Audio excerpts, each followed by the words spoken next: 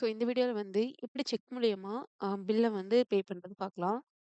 அதுக்காக ஃபர்ஸ்ட்டே நான் வந்து ஒரு ப்ராடக்ட் செலக்ட் பண்ணிட்டு கஸ்டமர் ஆட் பண்ணிட்டேன். ஓகே. நான் இப்போ வந்து ப்ரொசீட் டூ செக் அவுட் குடுத்துட்டு, இதில அ ப்ரிவ்யூ பண்ணிக்கிறேன் இந்த பில்ல. எல்லாம் கரெக்ட்டா இருக்கா செக் பண்ணிட்டு நான் ப்ரொசீட் டூ பேமெண்ட் குடுத்துக்கிறேன். இப்போ இங்க செக்ன்ட்டு இருக்குல்ல இந்த ஆப்ஷன். 6த் ஆப்ஷன்ல இருக்க செக்க வந்து கிளிக் பண்ணிட்டு, செக்கோட நம்பர் இங்க வந்து குடுக்கணும். எவ்வளோ பே பண்ண போறோமோ அந்த அமௌண்ட்ட இங்க குடுத்துக்கணும். அவ்வளோதான். இங்க வந்து ஆ செக்கோட டீட்டெயில்ஸ வந்து பிடிஎஃப் ஃபார்மேட்ல வந்து அப்லோட் பண்ணிட்டு, பே குடுக்கணும்.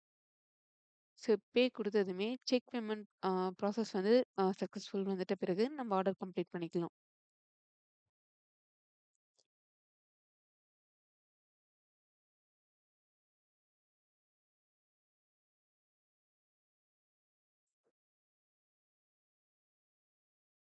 ஓகே. இதுதான் வந்து அ செக் மெத்தட்ல வந்து பே பே பண்றது. Thank you.